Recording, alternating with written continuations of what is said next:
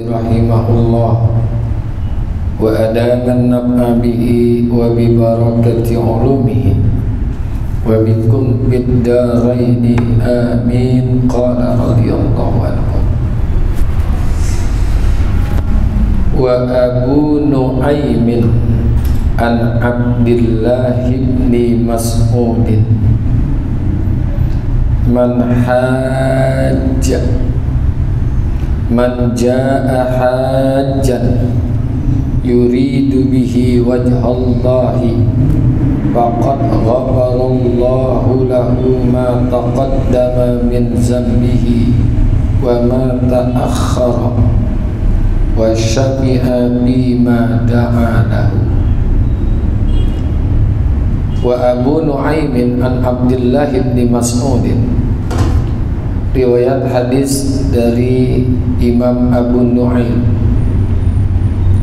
an Abdillah bin Mas'udin, dari Sayyidina Abdullah bin Mas'ud.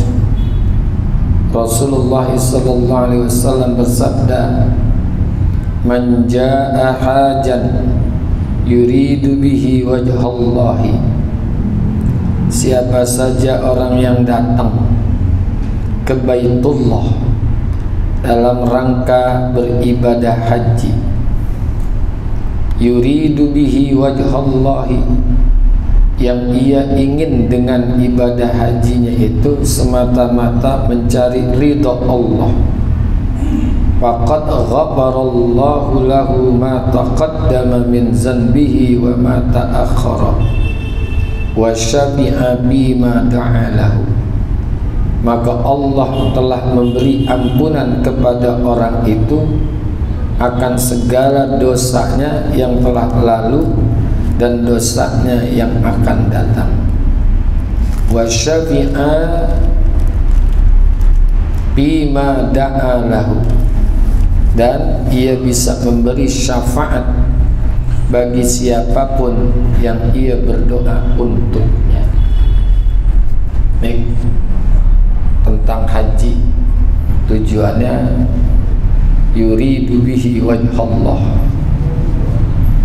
yang keinginan dari ibadahnya haji itu semata-mata mencari ridha Allah.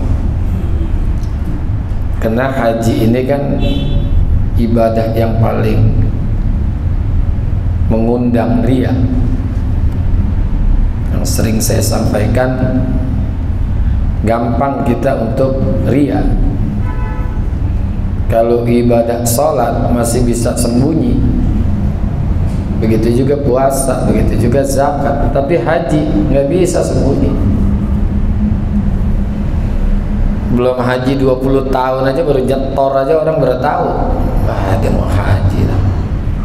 Baru nyetor tuh, nyetornya juga baru 25 juta ya. Orang udah tahu. Setahun lagi mau berangkat haji, manasik, orang nggak tahu lagi. Sebulan mau berangkat haji, bikin walimatus safar, tahu lagi. Mau berangkat yang haji cuma 1 atau 2 orang, yang nganterin berapa mobil tuh? 1 metro kalau masih ada metro.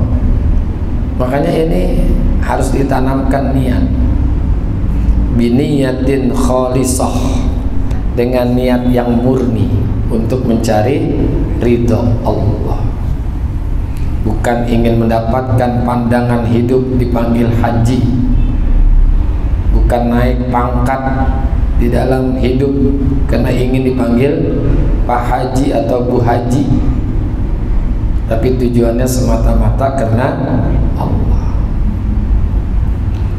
Nah, kalau orang tujuannya seperti itu, faqad ghafarallahu lahu, maka sungguh Allah telah memberikan ampunan kepada orang yang niat hajinya semata-mata untuk mencari ridha Allah itu, segala dosanya yang telah lalu dan juga dosa-dosa yang akan datang. Tapi dosanya dosa kecil nih ya, as-saghair, dosa-dosa kecil.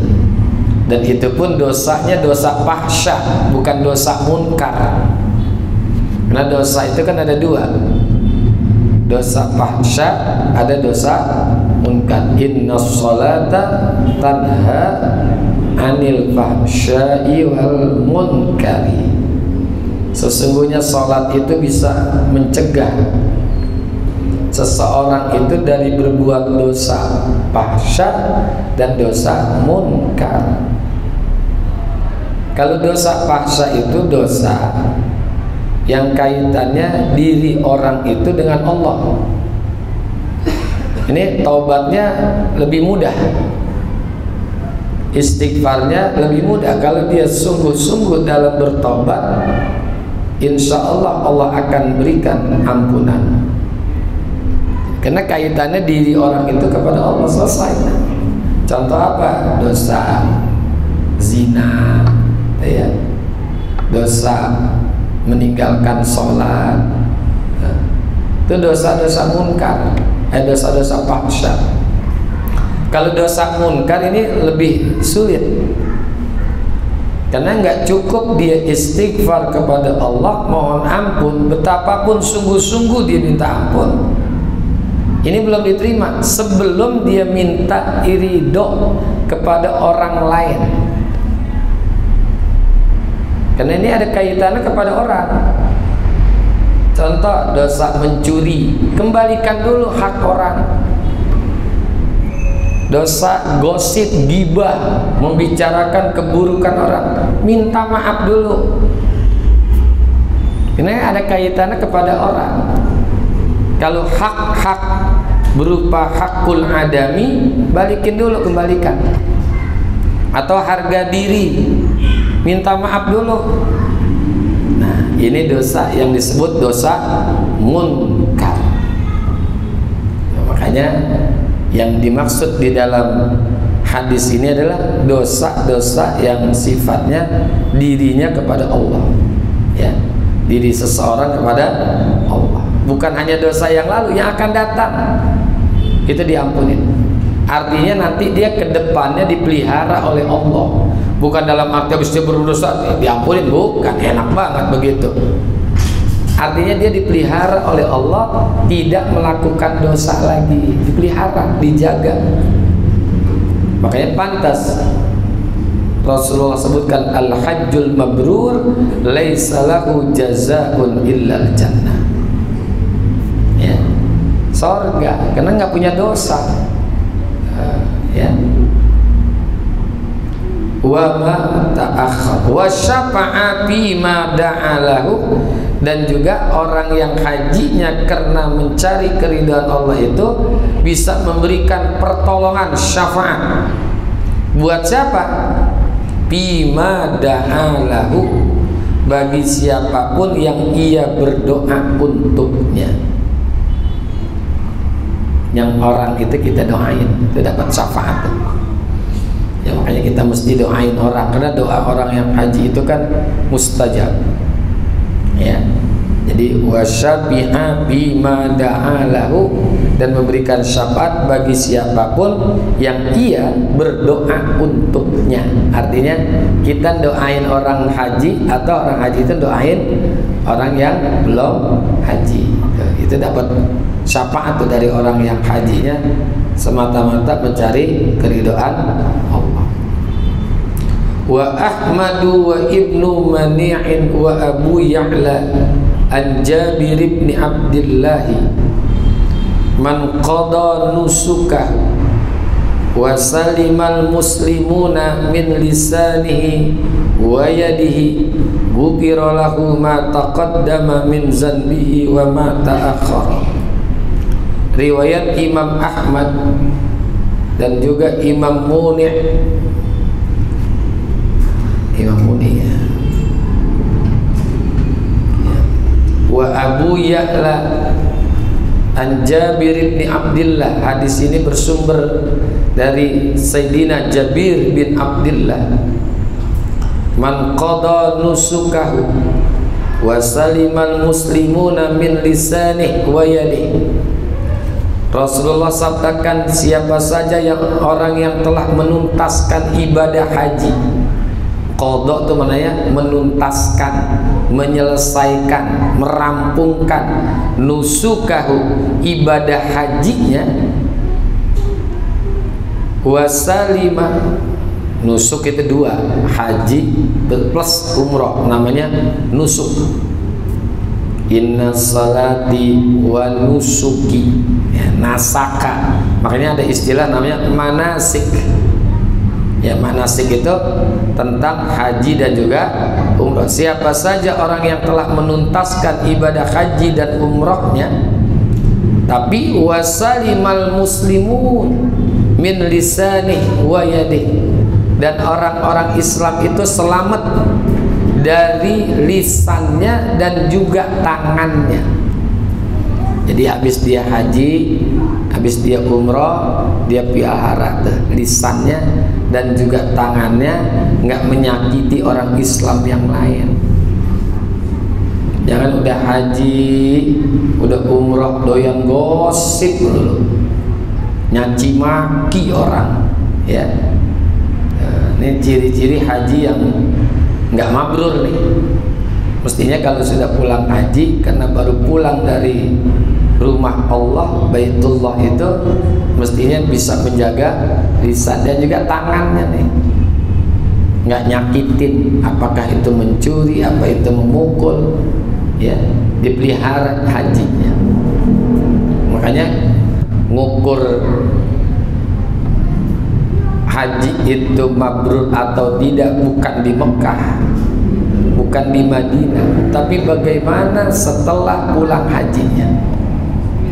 Apakah dia mampu menjaga lisannya atau menjaga tangannya atau tidak, ya, menjaga lisannya sehingga orang itu nyaman dekat dia, tenang dekat dia, nggak ada rasa takut dibicarakan keburukannya, dan juga nggak ada rasa takut hartanya tidak diambil.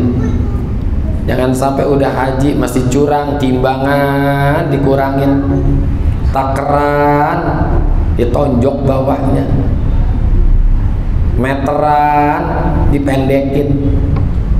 Ada nggak yang begitu tuh? Udah haji baru udah ngeliat Ka'bah tapi kurangin timbangan. Ini kan,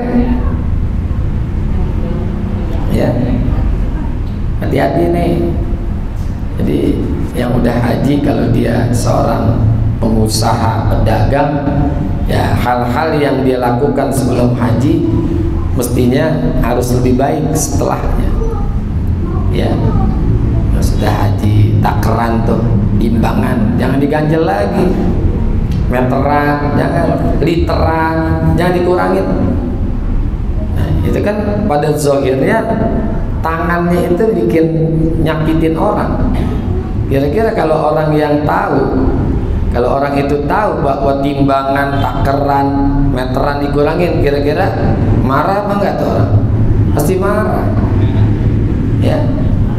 Tuh, ini udah ngelihat Ka'bah kadang-kadang masih rajin aja berbuat zolim kepada orang, ya.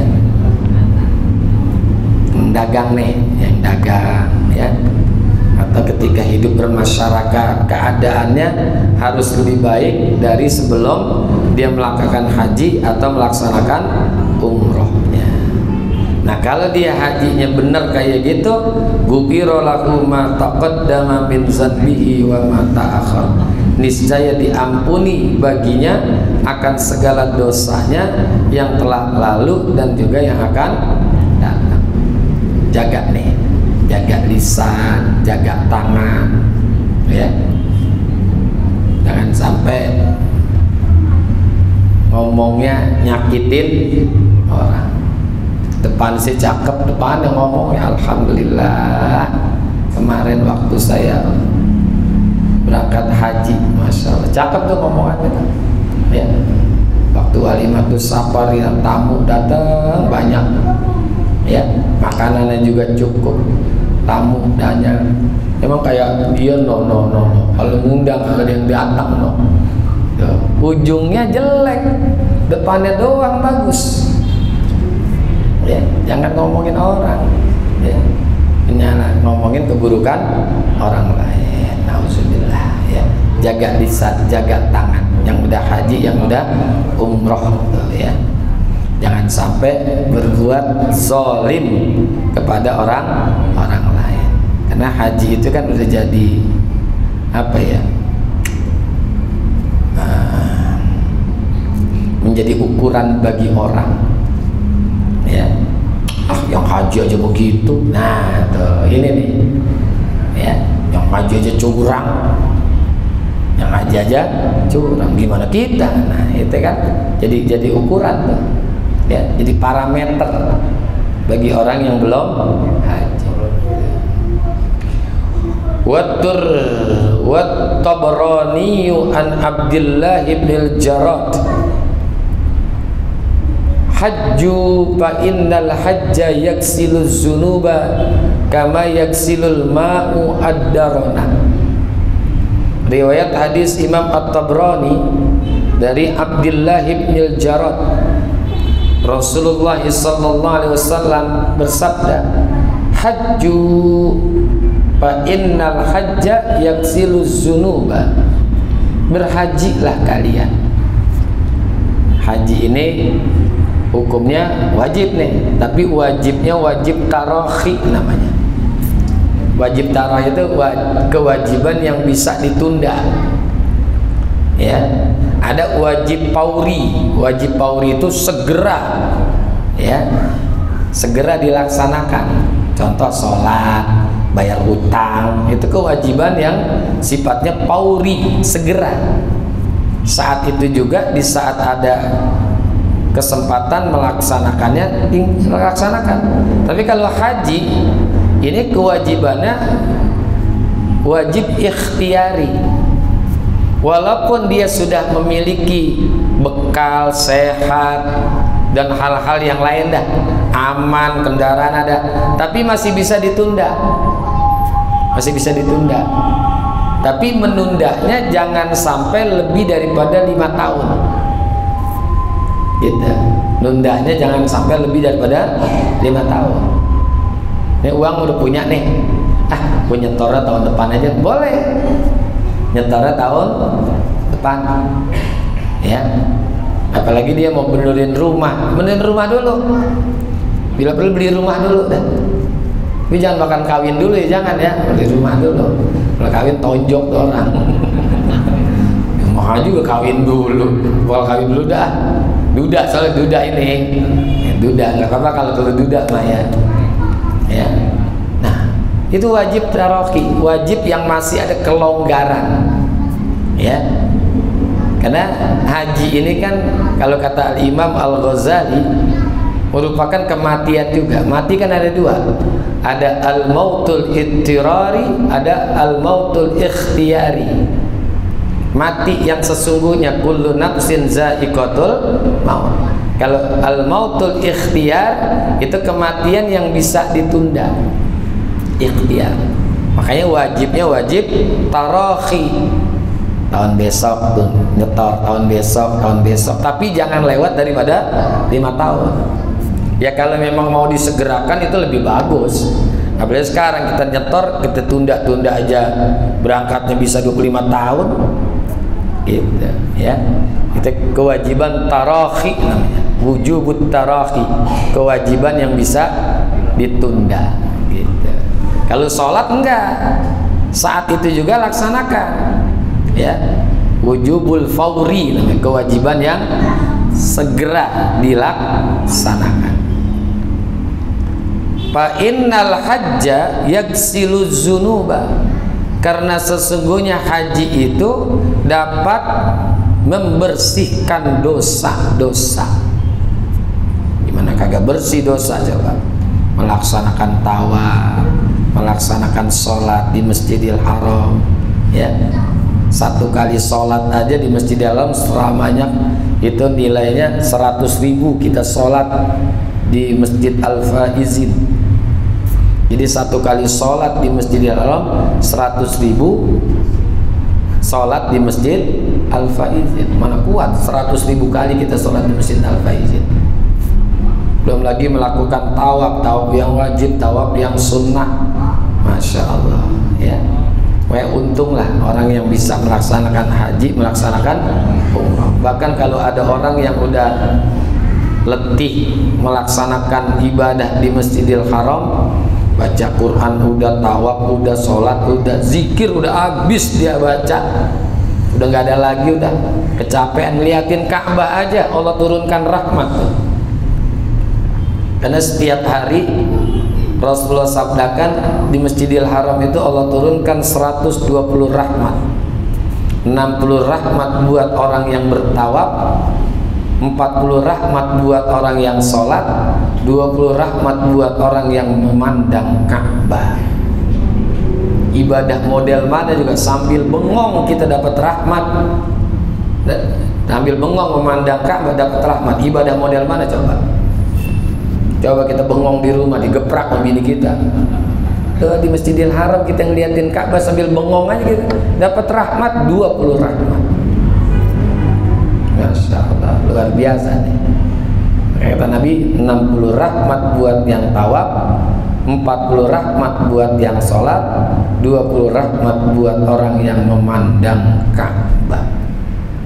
Digugurkan dosa-dosa itu, Masya Allah. Capek kan? Ibadah yang paling capek kan haji, ya. Makanya ibadah itu ada 3. Ada ibadah badaniyah, ya. Ibadah badaniyah apa itu? Sholat. Ada ibadah rohaniyah, puasa. Ada ibadah maliyah, zakat. Haji ini ngumpulin semua nih, badannya, rohaninya, hartanya, semuanya dipakai. Badannya orang harus berangkat ke sono. Secara rohani kan berat ninggalin keluarga, ninggalin rumah, ninggalin kampung, ninggalin negeri. Terus secara rohani berat. Harta harus. Jadi 3-tiganya harus ada nih. Badaniyah, rohaniyah, maliyah. Secara badan orangnya harus berangkat. Kemudian rohaninya dia berat meninggalkan negeri, kampung dan juga keluarga. Hartanya juga harus dia keluarkan. Semua dikeluarin. Pantas kalau haji itu merupakan puncaknya ibadah. Ya, puncaknya ibadah. Kama yaksilul ma'u ad-darona, sebagaimana air itu dapat membersihkan kotoran, bersih, ya, bersih. Masya Allah. Hanya kita biar punya azam pengen ibadah haji atau pengen umrah. Azam aja dulu. Azam itu artinya apa ya? Keinginan kuat, ya, keinginan kuat ingin melaksanakan ibadah haji atau melaksanakan ibadah umrah. Jangan ngomong ya bisa apa gua haji, ya jangan takut, jangan. Ya, sesuatu yang bagi kita kayaknya nggak mungkin, tapi bagi Allah sangat mungkin. Ya. Wa Tirmizi wal Baihaqi an Ali radhiyallahu anhu, man malaka zadan wa rahilatan tuballighuhu ila baitillahi wa lam yahujja fala alaihi ayyamuta yahudiyan au nasraniyan. Riwayat Imam Tirmizi dan Imam Al-Baihaqi dari Sayyidina Ali radhiyallahu an, Rasulullah SAW sabdakan, man malaka zadan wa rahilatan, siapa saja yang telah memiliki perbekalan, warahilatan dan juga kendaraan, tuballighuhu ila baitillah, yang bekal dan kendaraan itu dapat menghantarkan dirinya ke Baitullah, walam yahujja, namun ia belum berhaji, badan sehat, kendaraan ada, duit ada, tapi dia nggak berangkat tuh, nyetor kagak, ya. Apa kata Nabi? Fala alaihi ayyamuta yahudiyan au nasraniyan, maka tidak ada pilihan baginya, silakan ia mati mau cara Yahudi atau mau mati sebagai orang Nasrani. Artinya Rasulullah biarin, bodo amat, lo mati Yahudi kau mati Nasrani terserah.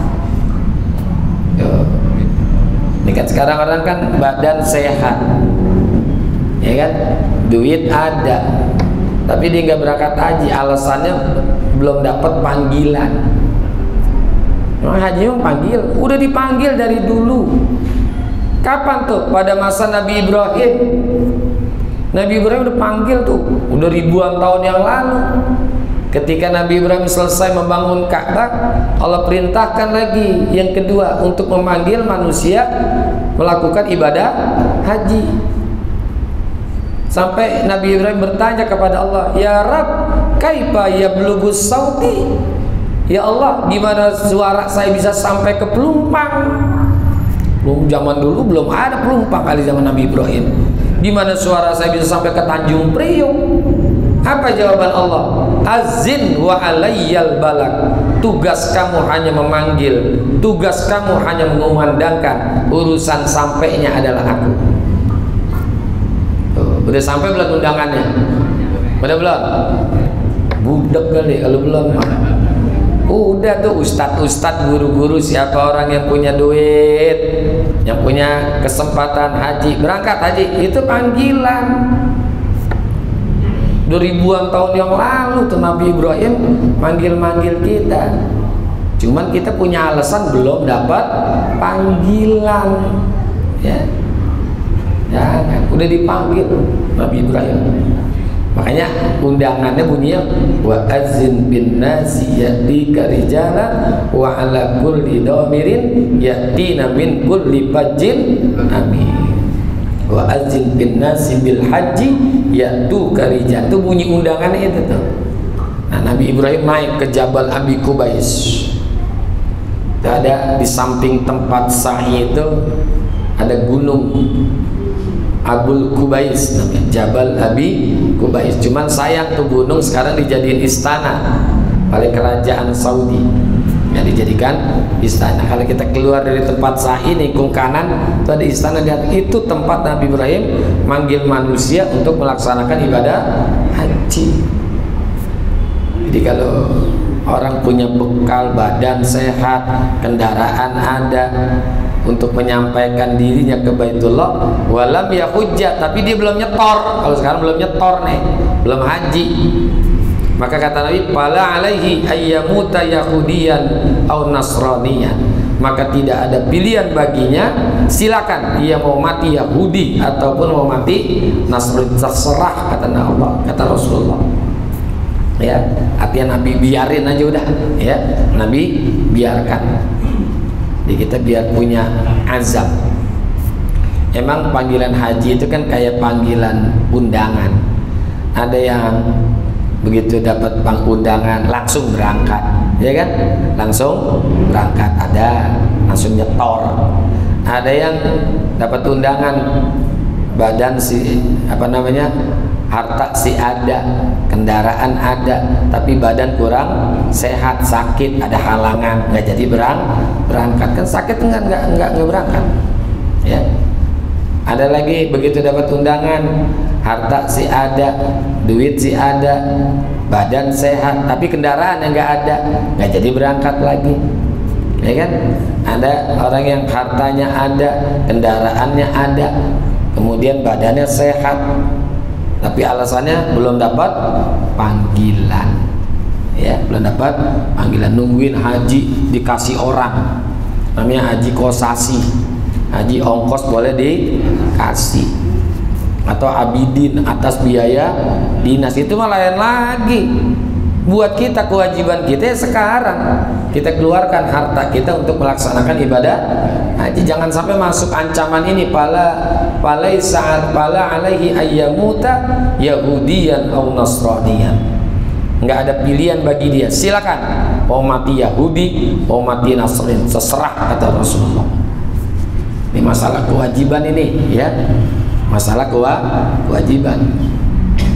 Wa qala Umar radhiyallahu anhu laqad hamamtu an abatha rijalan ila hazihil amsari fayanzuru man lahu jaddatun walam yahujja fayadribu alaihimul jizyata ma hum bimuslimina. Dan telah berkata Sayyidina Umar ibnul Khattab,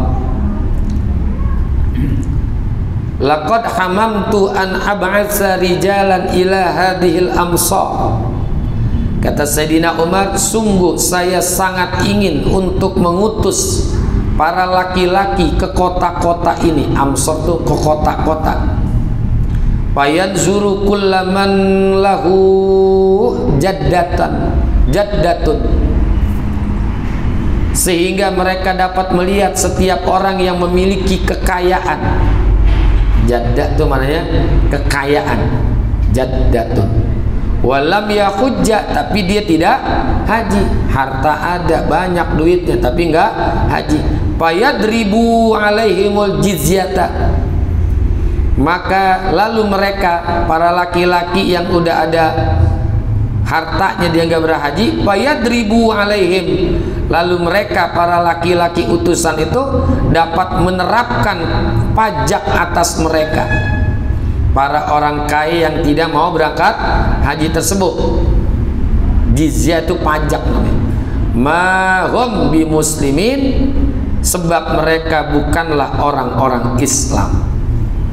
Orang yang kena jizyah itu adalah orang-orang kafir yang hidup di tengah-tengah umat Islam. Dia kena jizyah. Jadi Sayyidina Umar menyamakan orang yang punya harta tapi dia tidak haji sama juga orang kafir. Sama. Mahum bi muslimin, dia itu bukan orang Islam, maka dikenakan jizyah. Jizyah itu adalah pajak yang diterapkan oleh orang-orang kafir yang hidup di tengah umat Islam. Kafirnya namanya kafir zimmi, dia kena pajak, jizyah namanya ya, jizyah, pajak. Maka ini diumpamakan, dipersamakan orang yang punya harta tapi dia tidak haji. Ini berarti kata Sayyidina Umar, mahum bi muslimin, mereka itu bukanlah orang-orang muslim. Ya, disamakan dengan orang kafir. Maka wayadribu alaihimul jizyah, dikenakan untuk mereka itu akan jizyah. Jizyah itu tadi pajak. Ya, jizyah itu pajak. Pajak buat siapa? Yang diberikan kewajibannya kepada orang-orang kafir yang hidup di tengah-tengah umat Islam, namanya jizyah. Ini nggak lewat perang, itu namanya jizyah. Ya. Kalau lewat perang namanya ghanimah. Di harta orang kafir yang diambil lewat peperangan namanya ghanimah. Ya, ghanimah. Kalau jizyah itu pajak ya, jizyah pajak. Ada lagi satu namanya fa'i, harta fa'i namanya, rampasan perang. Sama juga rampasan, cuman tidak melalui peperangan, fa'i.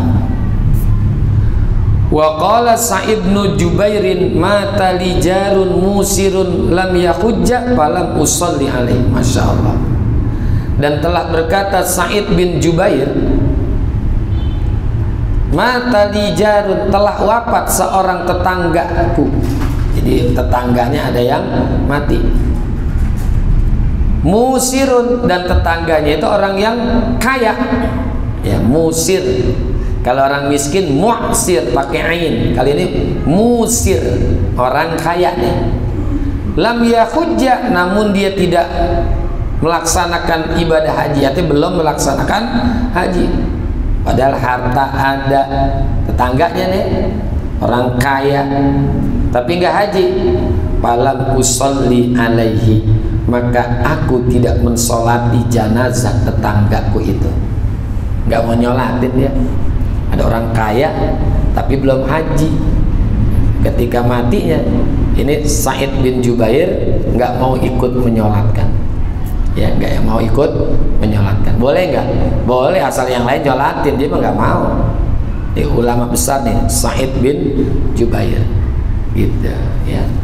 Itu karena dia punya harta tapi tidak melaksanakan ibadah haji. Maka ketika orang itu mati, Imam Sa'id bin Jubair tidak ikut mensolatkan jenazah tetangganya itu. Ya boleh aja, ya nggak apa-apa, nggak ikut nyolatin. Yang penting yang lain ikut menyolatkan, asal dia sendiri ya. Wa haka al-Yafi'i wallahu a'lam bis-shawab wa ilaihil marji'u wal ma'ab. Mari kita baca Fatihah, mudah-mudahan Allah berikan kita